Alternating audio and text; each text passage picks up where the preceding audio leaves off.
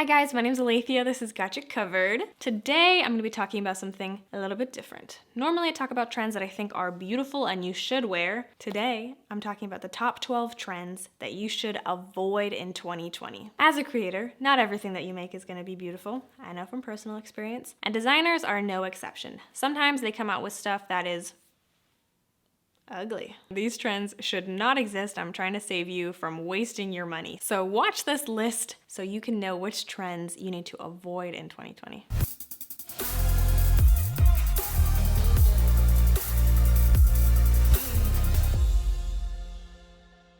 Trend number 1. All right, this one has gotten plenty of talking time on YouTube and blogs. Pretty much, I'm not gonna say everyone, but a lot of people really dislike these square-toed shoes. Bottega Veneta came out with these square-toed shoes that were very controversial. These shoes, frankly, look like duck feet, and the boots are even worse. They came out with these white shoes that I feel like look like Minnie Mouse shoes. And don't just take my word for it. GQ put out a statement publicly discrediting the whole square-toed movement, saying that it was terrible.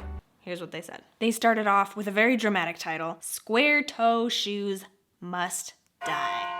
We thought it would fade away, a casualty of sartorial progress like spats and piano ties. We thought its fundamental absurdity of form would fully evolve it off the feet of men and women. To be honest, we thought it was too ugly to live, but that geometric disgrace remains, ruining otherwise fashionable looks by making men and women's feet seem heavy, bulky, unwillingly square. So we're killing it. For good this time. It'll take a sustained campaign involving social media, community outreach, and prayer to the fashion gods. But the square toe shoe is going down, though not without your help. GQ, I'm here to help. 70s fashion is back in. Mostly, I like 70s fashion, but let's all admit that there were some things in the 70s that should stay in the 70s. For example, the disco collar is rearing its little pointy head again. I don't know why, it's all over the runways. The disco collar is like an exaggerated peak of the 70s fashion that I don't really think anybody was proud of, even in the moment. We've turned it into the epitome of ugly 70s fashion, going along with bell bottoms and then the disco collar. If you were going to a 70s theme party, you would wear that awful collar, flared jeans, maybe an afro, and then be like doing this all night, just making fun of the 70s. It's not something that you were like, oh yeah, we should definitely implement this into our daily lives. No, that's a one and done night. This next trend is huge. Ironically, it's the teeny tiny bag. So this trend was all over the runways. It was championed by Jacques Mus in his 2020 spring collection. This is a little bit ridiculous because he has one very tiny version that I'm pretty sure doesn't even carry chapstick. Costs $500. Ironically, you can't even fit $500 in the bag. One that's slightly larger, but maybe could fit half of an iPhone. So here we are with these tiny impractical bags. Where did they come from?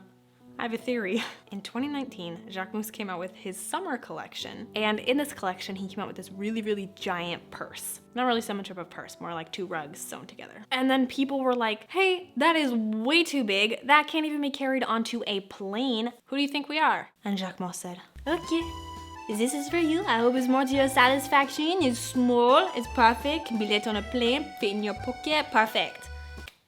That's why we have the tiny purse. Pretty sure this was just all a joke to get back at people not being able to carry a big bag. Next, I have said I dislike this trend before, but I'll say it again because it is back full throttle for 2020, and that is neon green. Look, I know Billie Eilish wears this color a lot and she looks amazing, but the fact is, most of us don't look great in this color. It kind of reflects the neon green on your face and you just have a neon green chin. It's hard to look at, it's bright, you just look like a yellow highlighter. But it's not that I just don't like looking at it, it actually makes me uncomfortable. And I was trying to figure out, why do I seriously feel weird around neon green? And I think I finally figured out why. That's because every single Disney villain has neon green of some sort associated with them. So I'm pretty sure we're all trained from childhood to be like, neon green, evil. Neon green, bad. Neon green has a plan to kill me. Honestly, I'm just glad that Disney chose neon green as their color for the evil people. And if any color was gonna take one for the team, I'm glad it's neon green. That rhymed. All right, next trend. The next trend that I think we should get rid of in 2020 is the slip dress. You might be thinking I just don't like it because this is a modesty channel and it shows a lot of skin, but this dress doesn't have to. You can style it in a way that doesn't show a lot of skin, so that's not the reason I don't like it. The reason I don't like this trend is because I feel like it looks like you just rolled out of bed. I think it's one of those things that look like you didn't put a lot of thought into it and you could have been wearing it the night before all night, got up, wore it, went to class. And I don't really think that's a cute look. This reminds me a lot of the silk pajama trend that was going around for a while, where people would wear silk pajamas as actual clothing, pair with some heels or sneakers, walk around New York City. Apparently, people weren't a fan of that one either because it died out, and this is just kind of the re-emergence of that trend in a different form. Designers are trying to make it catch on, but I really don't think it will, and I don't think you should let it because it just comes across sloppy and like you didn't try.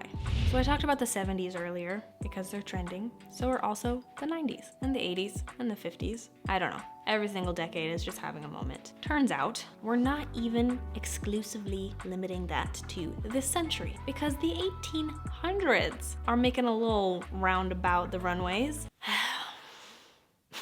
I love Monet. I love the whole impressionist movement of paintings, but I don't want to be wearing those outfits. I don't have any comments about this. The 1800s had some very, very beautiful clothing, but it's always going to come across as costumey and not like a legitimate outfit. Unless something very drastic changes in the future, you'll look pretty weird walking around like this. Like I said, hello 80s, welcome back. With the 80s comes the power shoulders, that's what we want to call them. Super huge pads, looking like a football player. In the 80s, I understand that it made sense. A lot of women were moving into the workplace, and it was kind of a big deal to equalize yourself with guys, and one way to do that was with your clothing. By taking up the same amount of space, that was one way to just say, hey, we're equal. The problem is that trend went out for good reasons. And now you just end up looking like Gru from Despicable Me, and I can't unsee that. So please, let's never wear this trend again. It was important, but we don't need to bring it back. Beautiful, you wanna wear that, right? This apparently is a trend that I saw on the runway for 2020. Actually blows my mind. It looks like you covered yourself in glue, jumped in a haystack, then we're like, oh no, look at the time, I'm late for the runway, and then just like owned it. And then people were like, yes, I like that. We're gonna make that happen. Let's collectively as a society, as the people, decide that that's not gonna happen. Other designers have done this as well. Christian Dior came out with one that is a little bit cute, but it looks like a haystack. And if you went to a farm, you would be chased down by horses looking for food. And then Dolce & Gabbana came out with one that's cute. I do like it. I think that one looks cute, but I don't even want to know what the washing instructions are. Not practical.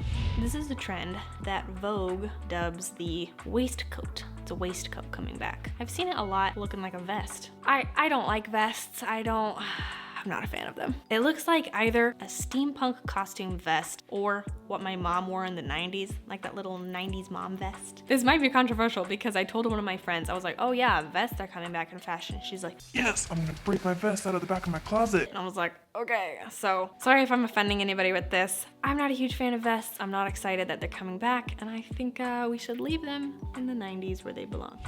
Let's talk about accessories. One accessory in particular, sunglasses. Sunglasses are great. However, sometimes people design sunglasses that are bad.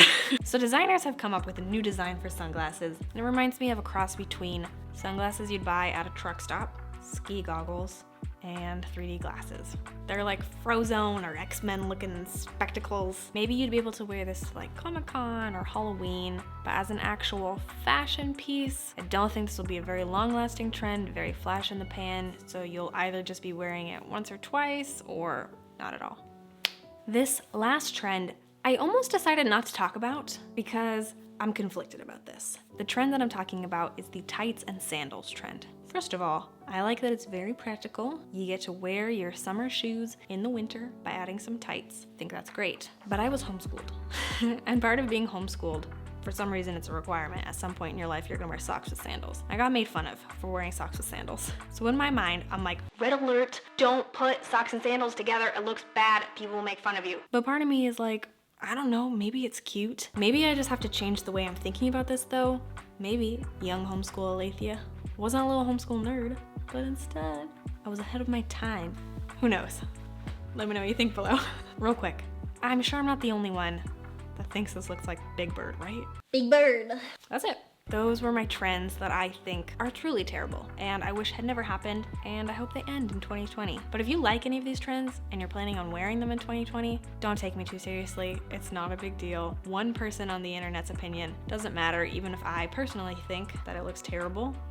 You can still wear it, just have fun. Wear what you want, be yourself, you do you, girl. It's just clothes. If you clicked on this video, you're probably into fashion, like me. I love fashion. I put out fashion-related content every single week. So if you liked this video, even if you disagreed with me on some points, you can like, subscribe, comment below anything that you disagreed with or anything that you completely agreed with, and I'll see you next week. Please subscribe. Was it this way? I can't remember. Is that way? This way. It's perfect for you. You want it? $500. I changed my accent all of a sudden. Or comment something that you totally disagreed with or something that you completely disagreed with.